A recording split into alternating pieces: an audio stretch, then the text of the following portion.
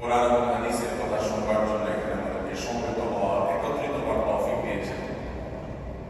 আমরা অন্তরের অন্তঃস্থল থেকে সেই রব্বে কারীমের দরবারে শুকরিয়া জানাচ্ছি, আলহামদুলিল্লাহ। প্রিয় ভাইরা,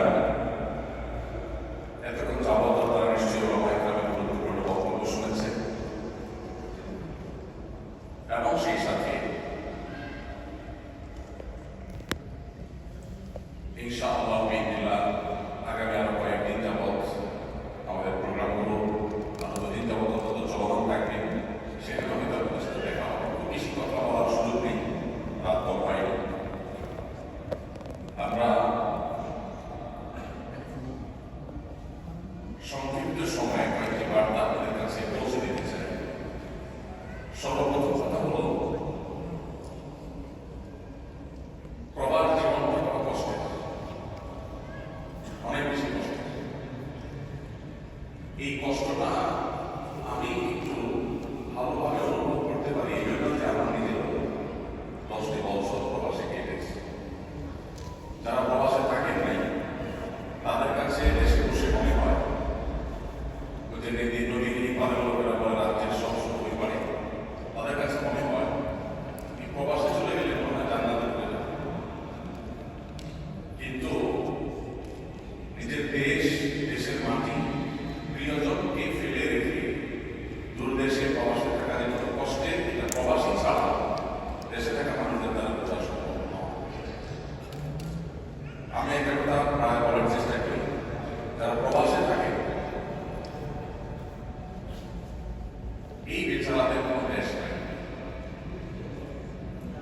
যে দেশে থাকে, বিশেষ করে বিদেশি প্রবাসীদের কথা বলছি, যে সমস্ত দেশের মাইগ্রেশনের খুব বেশি সুযোগ নেই, সে সমস্ত দেশের কথা বলছি। এখানে প্রবাসীরা থাকলে তাদের কাছে স্থানীয়রা বলে আসবে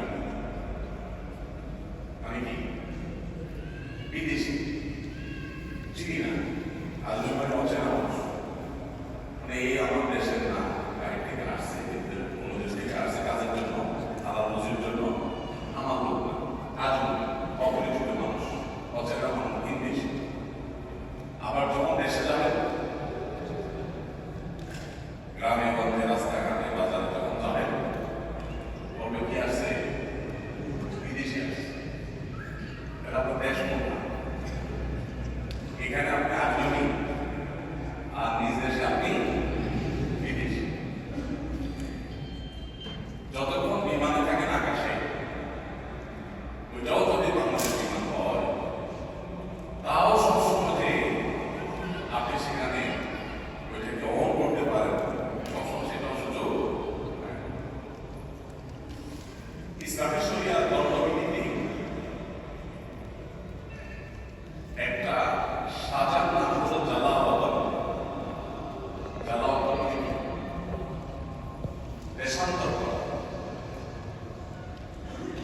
অর্থাৎ কেউ কোনো অপরাধ করেছে, তার দেশ থেকে বের করে দূর দেশে কোনো দিক বিক্রি রেখে আসে, এটা একটা শাস্তি।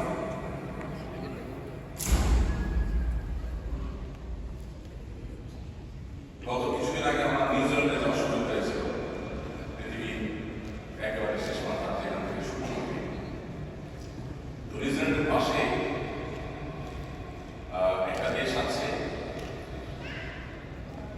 সেখানে বেশিরভাগ লোকই ইন্ডিয়ান। তো আপনি জানতে চাইলেন এত ইন্ডিয়ান মানুষ সেখানে, তো বললো যে এক সময় ইন্ডিয়াতে তারা বিভিন্ন অপরাধ করে ধরা পড়তো, শাস্তি স্বরূপ তাদেরকে এই সাগরের মাঝখানে বিক্রি পাঠায় দেওয়া। এটা বহু আগে কোরআনে কারিমে আল্লাহ রাব্বুল আলামিন এই শাস্তির কথা বলেছেন, দেশান্তর করে দেওয়া, এটা একটা শাস্তি। কিন্তু আধুনিক পৃথিবীতে হালাল টাকা উপার্জন করার জন্য নিজের দেশ, নিজের প্রিয়জন বান্ধবীকে রেখে দূর দেশে আসাটা, এটা কোনো শাস্তি না, বরং এটা মানুষ মনে করে সৌভাগ্যের ব্যাপার। যতই আমাদের সৌভাগ্যের ব্যাপার মনে করি, প্রকৃত অর্থে প্রবাস জীবনটা আসলে অনেক কষ্টের, অনেক ব্যথা। সব আছে, তারপরে কিছু একটা যেন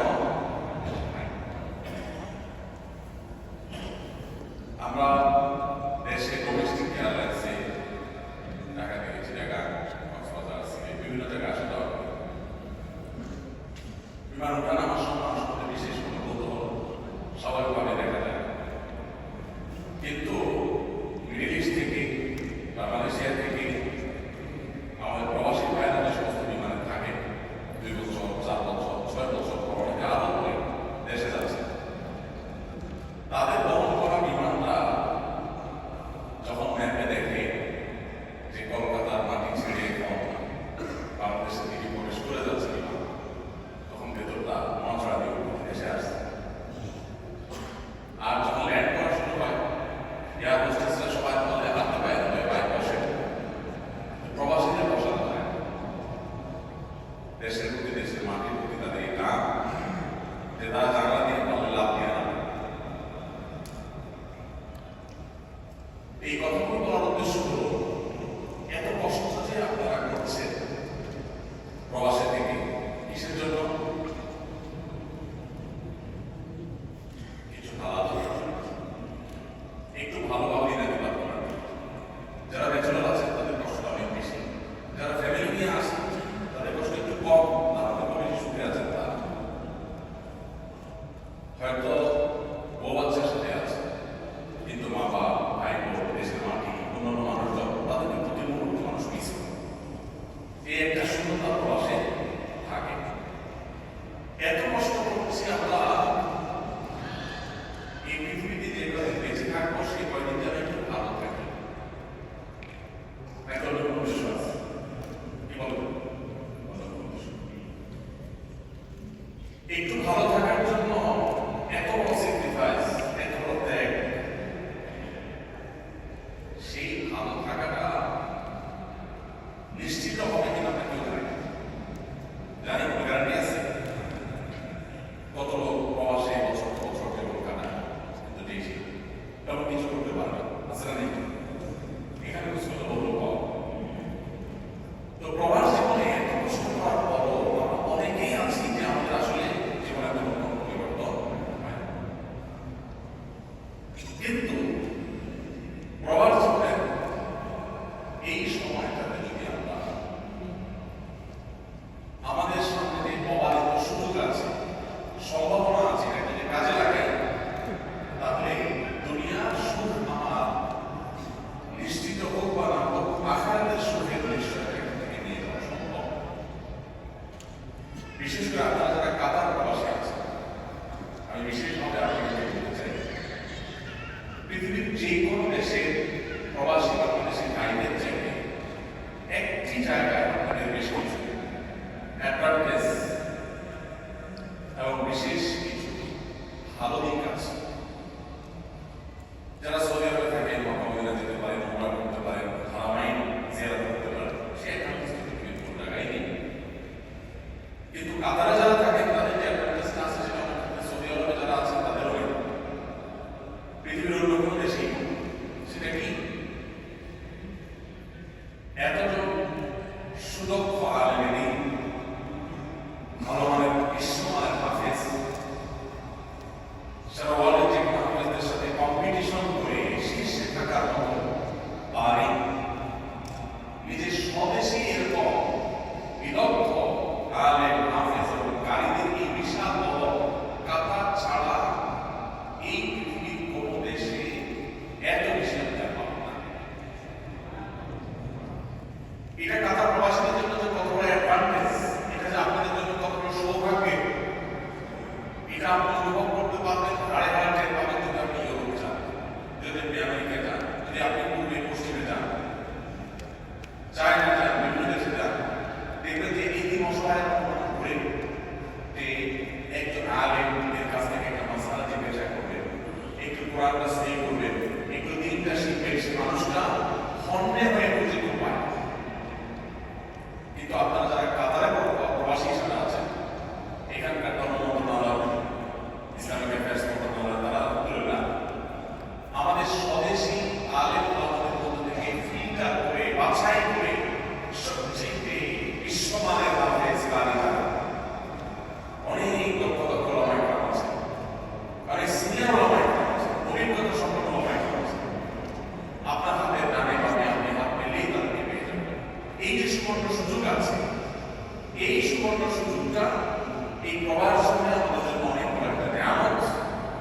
এটাকে যদি আমরা সঠিকভাবে ব্যবহার করতে পারি, কাজে লাগাতে পারি, তাহলে প্রবাস জীবনে টাকা পয়সা অর্জন হোক বা না হোক, আমার জীবন পরিবর্তন হয়ে জান্নাত মুখী যাত্রায় আমি এগিয়ে যেতে পারি ইনশাআল্লাহ। এই জন্য আপনার মধ্যে আমার আল্লাহর আহ্বান থাকে, এই সুযোগটাকে আপনারা হেলায় না, এই সুযোগটাকে আপনারা নষ্ট করবেন না। দেশেও অনেক আলেম ওলামাকে মানুষের কাছে পায়। আপনি নিজেও যদি দেশে ফেরত যান, আপনার নিজের সময় হবে না, সারাদিন ব্যস্ত থাকবেন, আত্মীয় স্বজন হোক, আজকে অন্য জায়গায়, আরেক জায়গায়।